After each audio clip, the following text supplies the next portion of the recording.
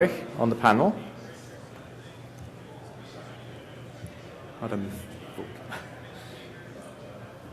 Okay. So it's sponsored by Microsoft Research. There are two categories of entry, undergraduate and graduate, and then two rounds. And yesterday was the poster session, which is the first round, and we had 10 entries in the graduate category and 5 in the undergraduate category. And thank you all for coming. I think it was a great success. There were scrums around every poster. It was very hard for the judges even to get to the students to talk to them. So thank you to the students for submitting such great work. And in the second round, we have presentations. So we selected 3 from each category to present, and today is the graduate category. So they're going to present 10-minute talks, and then at the end of the conference there will be a ranking announced for gold, silver and bronze awards.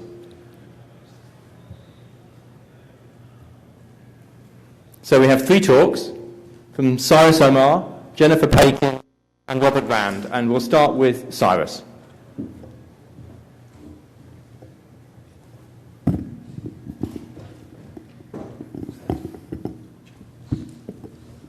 Can you hear me? Yes. Yep.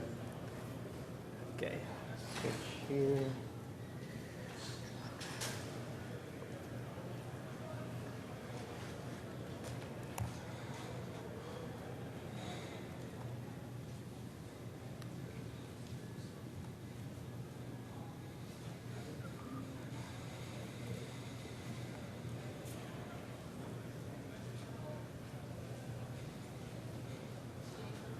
Sorry.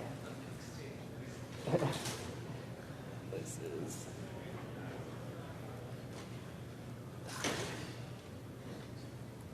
All right. Okay, thanks. So this is joint work with my advisor, Jonathan Aldrich. The ML module system, this community obviously has a lot of familiarity with it. And one of the things it allows you to do is define abstract data types, right? So this is an abstract type equipped with some operations, some values that you can use to work with that type, introduce it, eliminate it. So for example, this is an abstract data type defined using the ML module system for regular expression patterns, right? So you have this type T, it's abstract. Then you have some operations, some constructors for introducing it in case to examine something of type T. So what's nice about the module system is that this is a signature. This is specifies sort of an interface that people can program against, clients can program against. And when you implement this interface, you have a choice in the type T that you choose to represent. This is sort of representation type for patterns, right? So someone might define a module P1 that implements this interface and choose the type string to represent patterns. Someone else might use a data type. That's the beauty of the ML module system, is that the interface and implementation are distinct. So that's just a very brief overview of the module system. One of the issues with the ML module system is that the interfaces that they provide to clients are actually kind of verbose. So if you want to create a regular expression, you have to explicitly apply these constructors. You have to prefix them with the module that you intend to use. And so reading code like this ends up, if this is your bread and butter, if this is your interface, you're a bioinformaticist and you use regular expressions every day, this gets to be kind of tedious. And so what people do is they come up with, some people call them syntactic dialects or domain-specific languages, and these contain derived syntax specific to certain library constructs of interest to a community. So you might come up with ML bio, and this is a dialect of ML that has derived syntax for regular expression patterns. But there's a couple of problems with doing things this way, modularity problems. The first one is, if you look at that syntax, it's kind of unclear what it's going to expand to, right? Because I just told you there's multiple possible implementations of the pattern signature, P1, P2, and so on. Which one is this expansion going to use, right? So that's one of the problems with doing things this way, is it kind of limits your use of the module system. The second problem is, this isn't the only kind of derived syntax that you might want. You know, someone might come up with ML bio, someone else might come up with ML web, and ML web might have syntax for HTML and SQL. Someone else might come up with HaskML, and that has syntax for the signature defining monads. right? And the problem, the second modularity related problem is, how do I combine these? And moreover, even if I find some way to combine them using some grammar combinator or something like that, how do I reason about syntactic ambiguity modularly? I can say confidently that each of these pieces of each of these extensions to the language are individually unambiguous, but when combined, they might not be. In fact, you can see that HTML syntax is probably ambiguous with respect to this regular expression syntax because they both use angle brackets, right? So this is another modularity-related problem. So doing things in this sort of DSL or syntactic dialect sort of way has modularity problems. And so what we want to do is really come up with a way to move this kind of activity away from inside the language instead of leaving it outside the language for people that come up with new dialects. And so that's what we've been working on. And so what you can do in our dialect of ML is define a type syntax macro. And so this is similar to a Lisp macro or macro in Scala, and I'll tell you what the differences are as we go along. But what you see here in this definition at the top is that we're defining a syntax macro. We're naming it $sign pattern. The $sign is just a convention to indicate that this isn't a function, it's a macro. And then we're parameterizing it with a module that satisfies the signature pattern that I showed you on the first slide.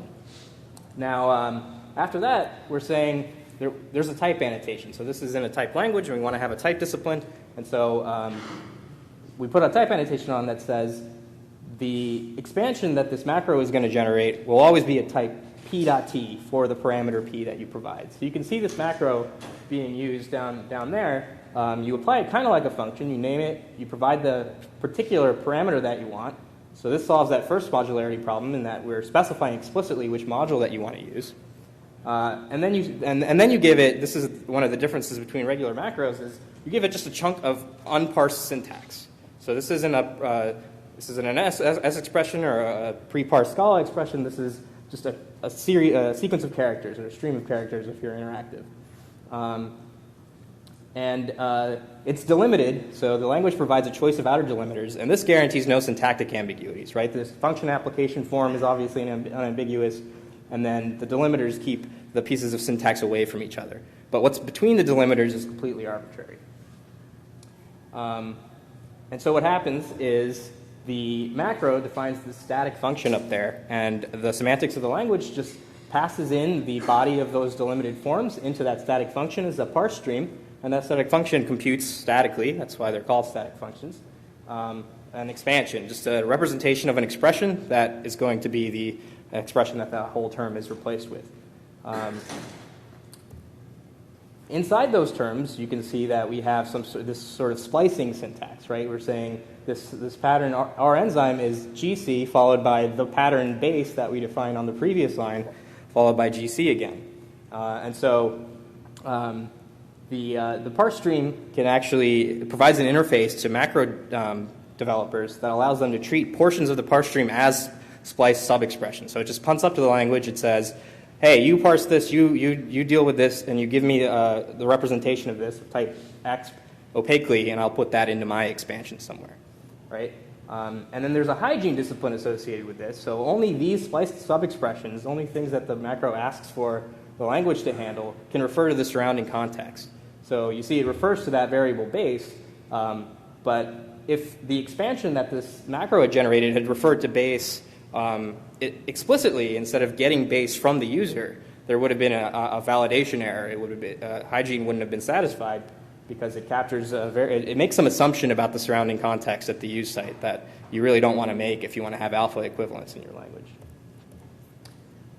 Okay, so they're really that simple. They're static functions that take parse streams, produce expansions, and then those are validated against that type annotation in a hygienic manner to make sure everything is safe and sound. The only real issue left with this is that there's still this kind of noise, this syntactic noise, where you're explicitly, every time you create a pattern, you're naming the macro, you're providing these parameters. So it'd be nice if some of that stuff or all of that stuff could be inferred. And so that's actually something that we can do as well. So what's often the case is you define a type, an abstract type, And there's usually a canonical syntax that you want to have associated with it. For example, HTML has the standard HTML syntax. Regexes have the standard Unix kind of regex syntax. And so you can actually capture that intuition directly in the language by putting this with syntax clause on a module definition. And what that says is this, essentially what's happening here is this $pattern macro is now associated with the abstract type p.t. And what that means is if you see a delimited form somewhere that appears outside a macro application, so you don't have that $pattern and that P1 there, instead what it does is it looks at the type that form is being analyzed against. So this is a form of local type inference, or it's a bidirectional type system in the formalism, which I don't have time to show you. And it looks at the macro associated with that type and implies it implicitly. So it applies $pattern, and the module parameter is the module that you defined up there. And so this really, if you compare this to the approach of coming up with a domain-specific language like ML-Bio, you're really very close in terms of syntactic cost. The only difference is really that you need the type annotation on that let binding because that's what's determining which macro you apply. But that's good because you don't want to just see a piece of syntax and have no way to reason about what type it is without performing the expansion. So that's actually a plus rather than a minus.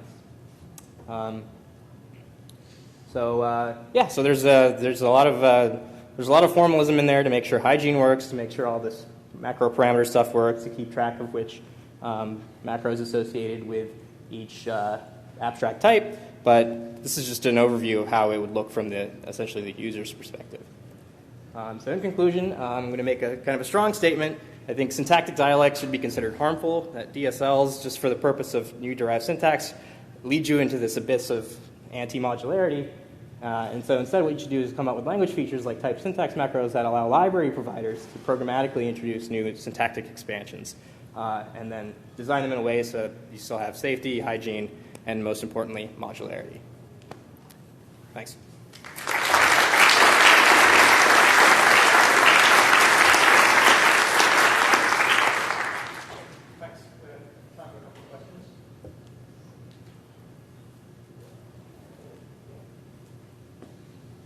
Hi.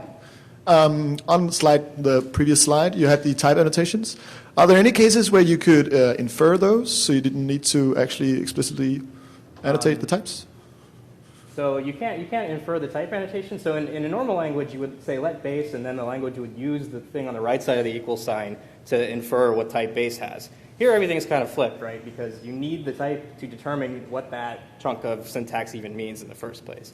Now, when you're calling a function, you don't need a type annotation because the function has a function type, and so when you're in an argument position for a function call, you'll know what type you're analyzing against. So it's only kind of at the top level bindings that you'll end up needing these explicit annotations. So, but what if you used it like at a later point or something? Couldn't you maybe use that information? Oh yeah, so we have local type inference in our little dialect of ML. Global type inference is kind of a more complex issue because you see a chunk of syntax and you don't know what it is until maybe way later. So we haven't formalized doing non-local type inference. It's kind of a complicated constraint solving issue, and how that interacts with expansion is still an open problem. Cool, thanks. Yeah. So when you write the implementation of $pattern, are you able to use other type specific dialects or macros in order to implement that? So say we have a dialect or a macro for writing down finite automata that we want to use to implement our regular expression library. Is that possible? So the finite automata you would use in the implementation of the module, not in the macro itself, presumably. You'd be using the module interface. You'd do p dot whatever in the macro definition. But to answer the more general question, yeah, these static functions are just kind of a stage of an earlier stage of evaluation of normal functions with some slight restrictions in terms of external effects because you don't want compiling your program to change your file system or send something over the network. But in general, you can use other syntactic extensions on the right-hand side of that static function arrow? Yeah. Yeah. I wanted to maybe know a bit more about the static here. How do you type check the code producer? Sorry, I didn't hear you. How do you make sure that the expression that will be generated will have type P.T? Oh, okay, yeah. So that's actually, so what happens now is at the use site, after the static function runs, it generates this expansion, and then at that point, the language checks that in a context that's empty except for the module p:\pattern, the expansion is a type p.t. You could come up with an extension of this in a richer type system that allows you to, there's sort of an invariant for that static function that the return value of that static function must have that property, but you can't express that in the type system of ML. In a richer type system, you could actually check the definition site and check that the static function is of type _arrow x at type p.t in a context where p:\pattern. But we haven't. We're working within a simply type kind of ML style language. Thank you. But it is validated at use site. Yeah. Thanks, man. All right. Thank you.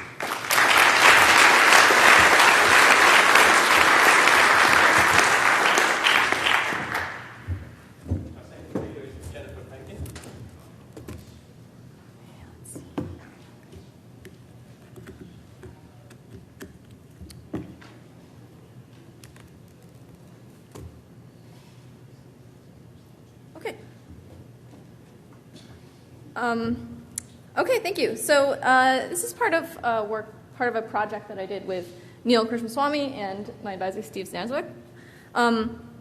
So I just want to tell you a little bit about a pretty interesting instance of the Curry-Howard isomorphism that relates that gives a type system based on temporal logic to a pretty common.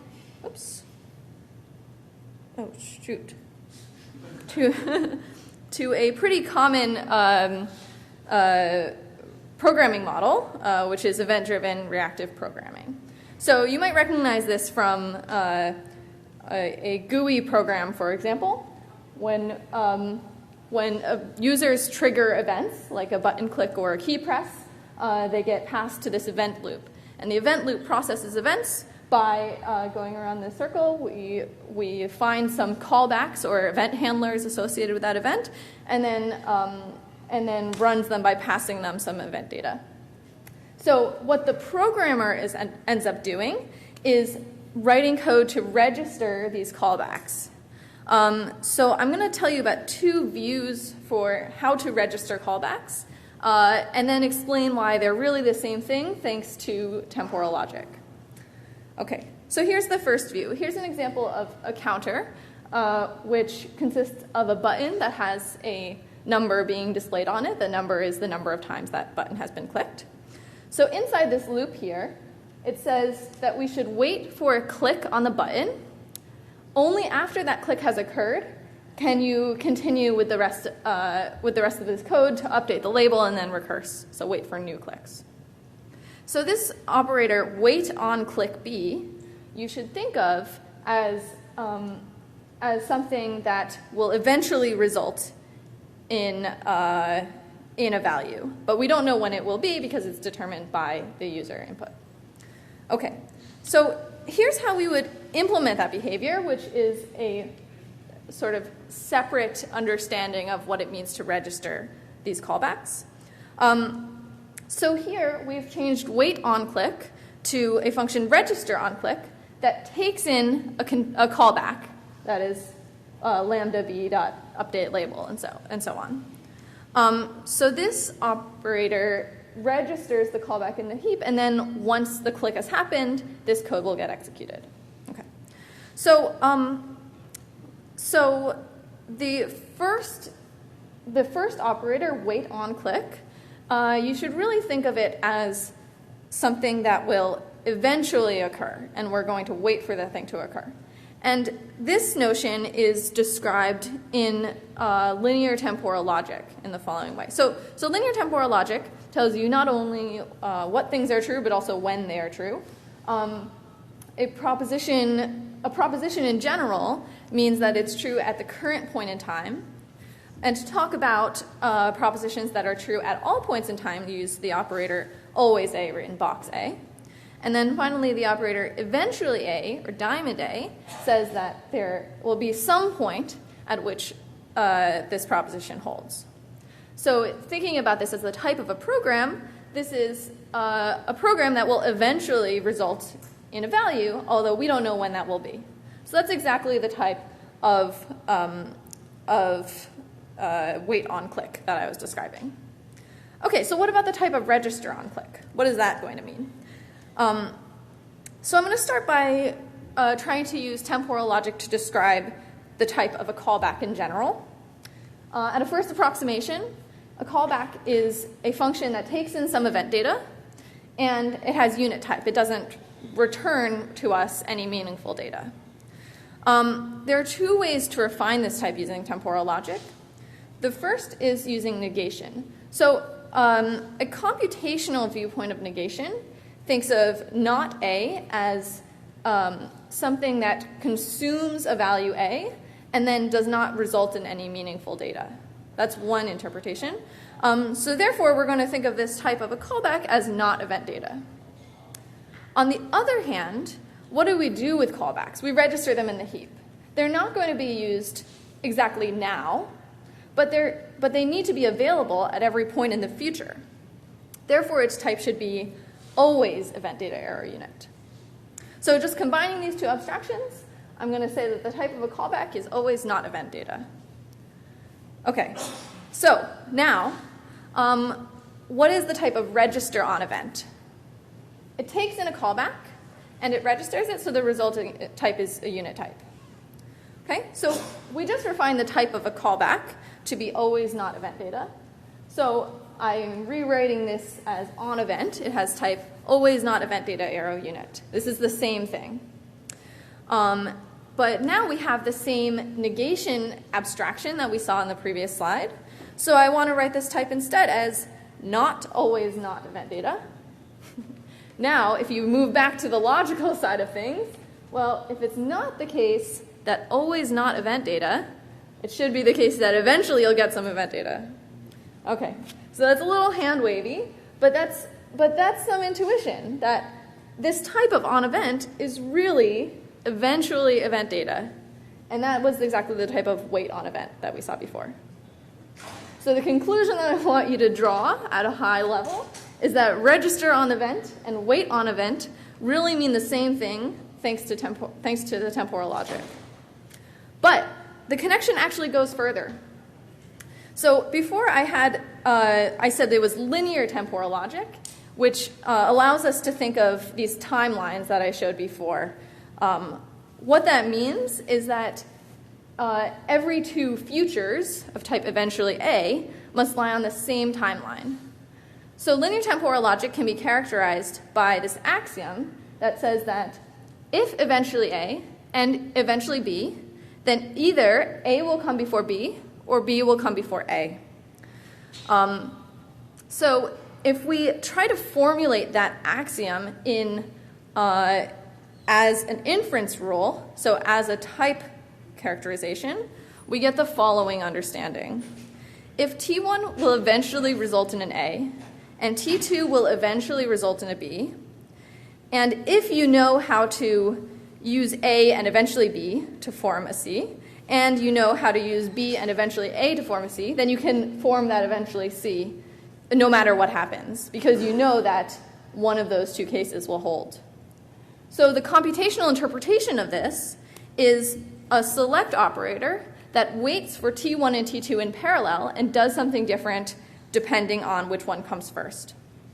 So this axiom, which is critical for linear temporal logic, actually restores a lot of expressivity to our reactive model that we don't have without something corresponding to this axiom. Okay, so in conclusion, I hope that you believe that there is some kind of compelling relationship between event-driven reactive programming and temporal logic, and I'd be happy to take some questions now.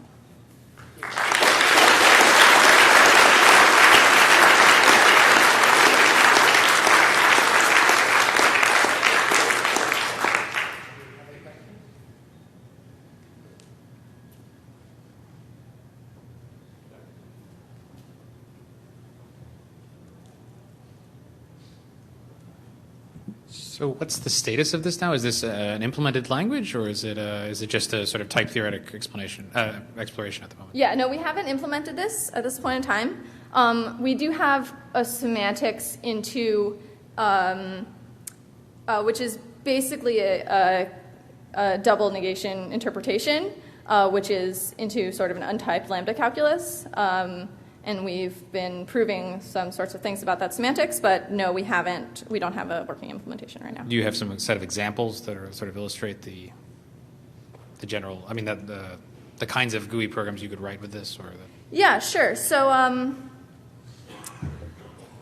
so for example, instead of this counter that we have, you might think about writing a counter that depends on two separate buttons, and that tracks the sum of all the clicks that you have, and then you can use select to whichever button gets clicked first, you can record that number. So I believe that select allows us to write, so far, everything that I've tried, every sort of reactive thing that I've tried to work out, but I can't make any claims on that. Okay. Have you thought about what happens if nobody presses the button? Then it will hang forever. Okay. Yeah, so You there's don't try to put a bound on how long we might hang? Or try to understand when it would happen? So, yeah, that's my question. So we can't make any guarantees about what the user will do. So it will really just run forever unless, maybe there's some X button at the top that the user can also click that will kill the whole program. So part of what's nice about this is that when you're waiting for an event, the system will always be able to process new incoming events. So in some sense, this wait operator is non-blocking. So you can always process new events, but if no events happen at all, for example, then the program will be waiting forever.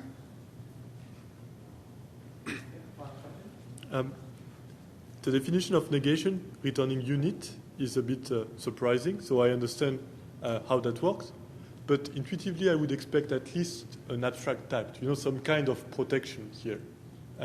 And my question is, would it actually be useful to have a more abstract type that unit? Maybe, so currently there are some side effects happening implicitly, and we could put some of them in the return type? I don't know. Yes, I think that you can. So this formulation of the sort of computational view of negation involves fixing an answer type for the entire system and abstracting over that. So in this case, we've chosen X to be unit, but you can also pick other more expressive types.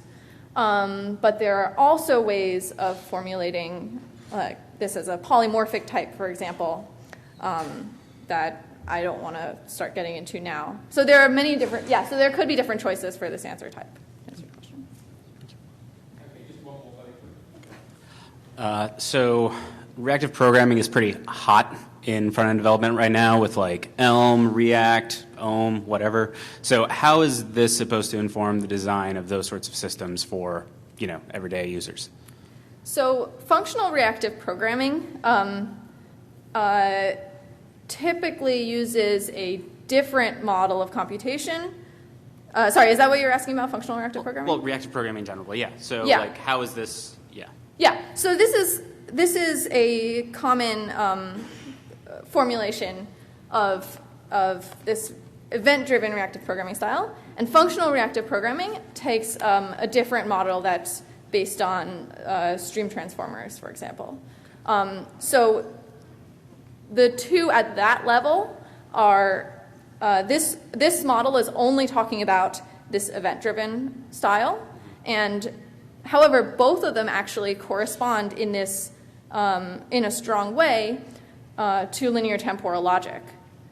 But the reason why they both correspond is that we can attribute a different meaning to the temporal operators, depending on if we're talking about this event-driven style or the functional reactive programming.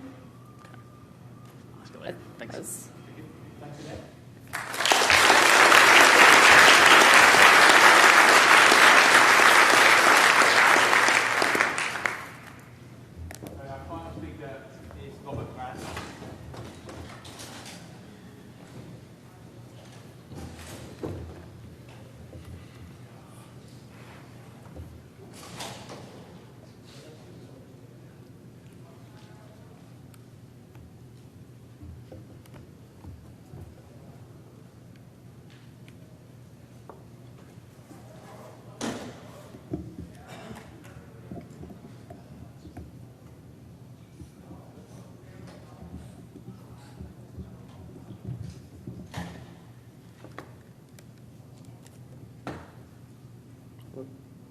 Is this on or should I use this?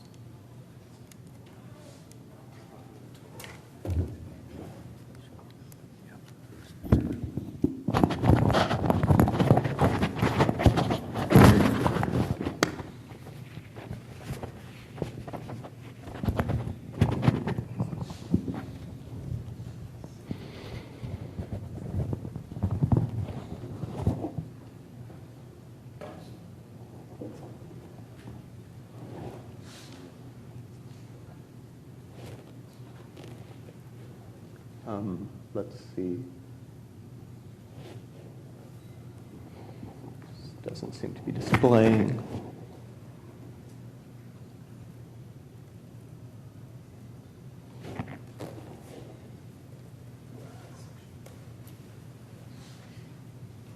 This was working earlier.